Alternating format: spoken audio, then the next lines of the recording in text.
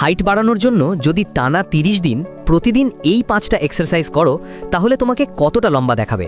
Day 1, তুমি আয়নার সামনে দাঁড়িয়ে মনে মনে বলছো আজ থেকে আমি লম্বা হব।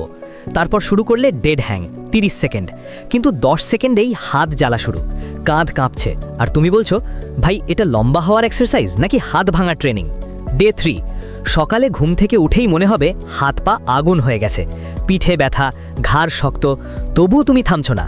শুরু করলে হ্যামস্ট্রিং স্ট্রেচ, পা এত টাইট লাগবে যেন কেউ দড়ি দিয়ে বেঁধে রেখেছে, মনে হবে হ্যামস্ট্রিং বলছে ভাই প্লিজ বন্ধ কর। ডে 7, এবার এলো ওয়াল পোস্টার এক্সারসাইজ, মাথা, কাঁধ, পিঠ, কোমর সব দেয়ালে লাগিয়ে 30 থেকে 45 সেকেন্ড দাঁড়িয়ে থাকা। 30 সেকেন্ড পর তুমি বলবে আরে আমি তো সত্যিই সোজা হয়ে যাচ্ছি, শ্বাসও নিয়ন্ত্রণে, শরীর হালকা লাগছে, আর একটা লম্বা লুক দেখা যাচ্ছে। এরপর শুরু হলো ক্যাট কাউ স্ট্রেচ, স্পাইন ধীরে ধীরে রিল্যাক্স হচ্ছে, শরীর শিখে যাচ্ছে কম এনার্জিতে সঠিক পোস্চার ধরে রেখে কিভাবে চলতে হয়। এই সময় থেকেই তুমি লম্বা দেখাতে শুরু করবে, প্রায় 1 ইঞ্চি পর্যন্ত লম্বা দেখাতে পারো। ডে 30, এবার এলো কোবরা স্ট্রেচ, পিঠ একদম টান টান, মনে হবে মেরুদণ্ড খুলে যাচ্ছে।